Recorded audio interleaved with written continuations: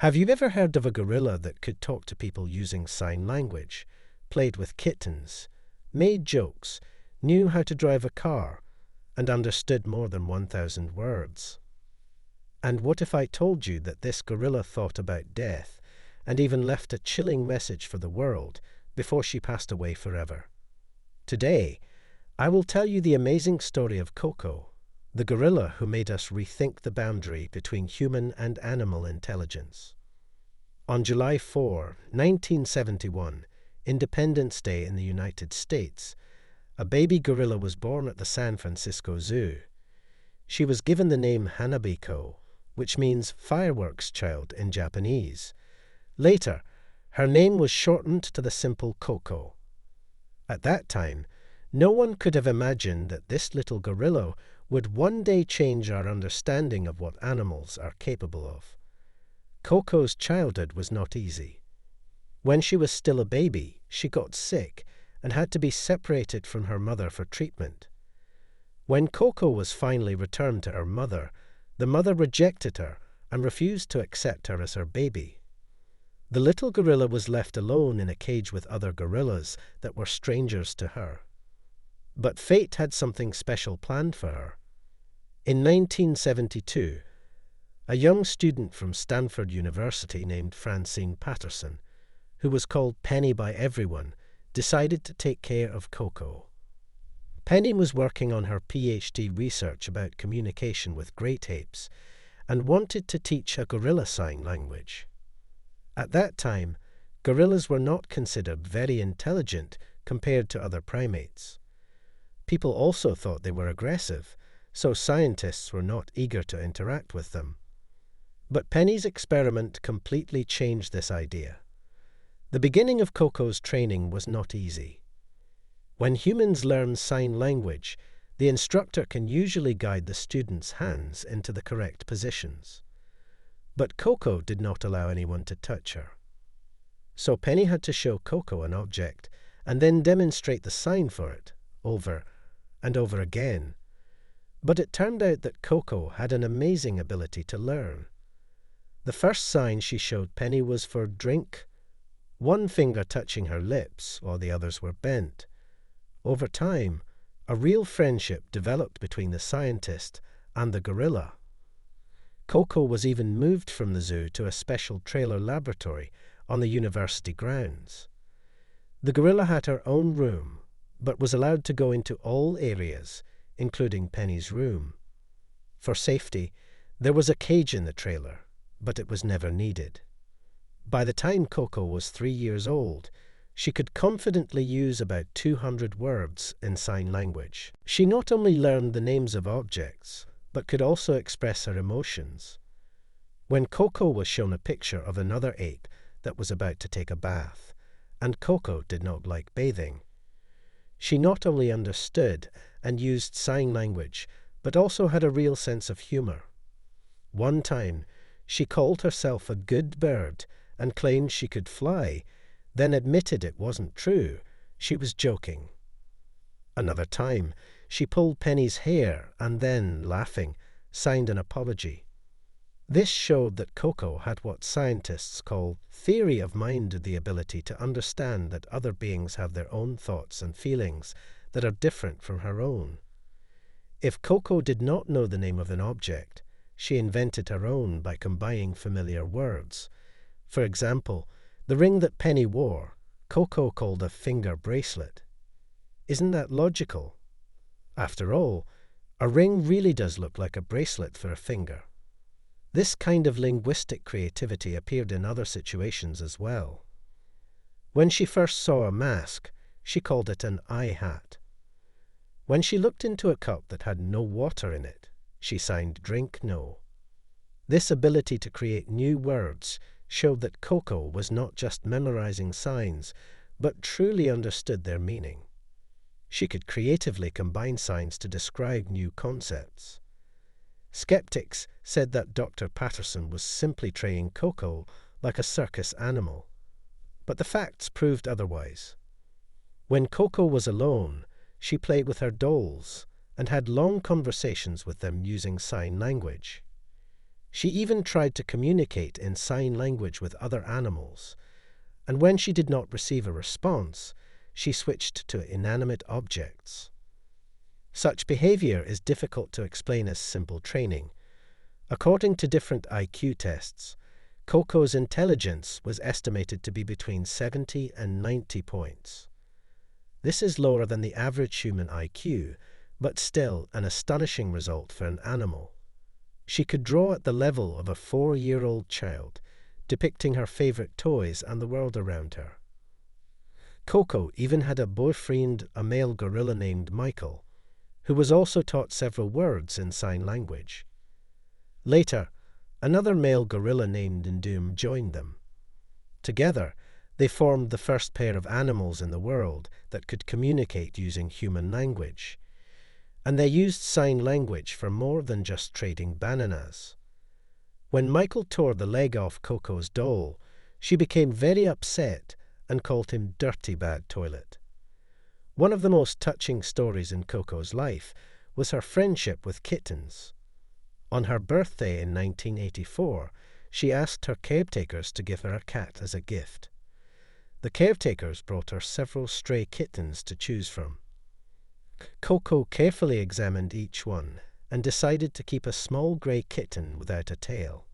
She named him All Ball. Coco took care of the kitten as if he were her own baby. She gently carried him on her back, hugged him, and even tried to nurse him. Despite her large size, the gorilla was incredibly careful with her tiny pet, making sure not to hurt him. Unfortunately, later that same year, the kitten escaped from the enclosure and was hit by a car.